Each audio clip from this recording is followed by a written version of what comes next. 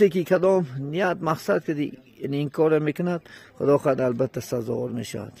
البته در دعا باشین دائم الله سبحانه و تعالی از همه ما و شما راضی شدگی باشد خداوند و روزتر تیزتر انشاءالله این مسجد فعالیت خش سر میگیره و انشاءالله امید داریم. همیشه شاد، همیشه خرم، همیشه در پناه الله و تا صحبت دیگر در پناه حفظ خدای مهربان باشید. اش در وجود آورد ما را، هر دم از ما صد درود و صد سلام بر رسول و آل و اصحابش تمام. اما بعد السلام علیکم و رحمت الله و برکاته.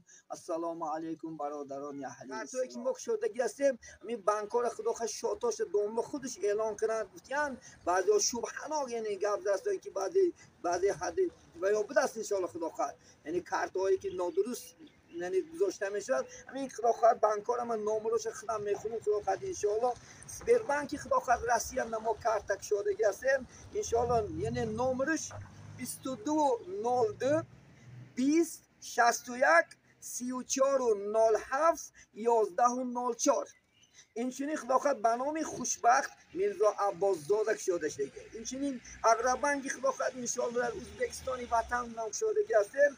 نمرش 62 62 57 00 14 و 76 40 64. اینم به نام خداخواد انشاءالله خوشبخت میرزا عباس زاده خداخواد شده است. میتونین بیان دیلی پر خداخواد در این کارت ها خداخواد سایه خدات نگذارین انشاءالله خداخواد. البته پول شما نادرست نمیرود، همش آبادی برای همین مسجد میرود انشاءالله. خانه خدا که زیبا میشود. الله است که ما و شما راضی شد. گفت شاعر میگه گر خدا شود از تو راضی و او یار است استقبال و ماضی. اگر خدا از ما و شما شد این دنیامونم آخرتم انشاءالله الله سربلند میکنن. ما از تمامی یعنی مسلمانان روی دنیا که امروز کمکاش میفرسونن ما البته خدا خود راضی هستیم و در حقش دائم انشاءالله در دعا هستیم. الله سبحانه و تعالی همه مسافرها همه که برای ایسا میگذارن خداوند دولتی به شما شدید خدا خود همیشه در خاندان شد خدا خود در عمرشون در رزقشون الله سبحانه و تعالی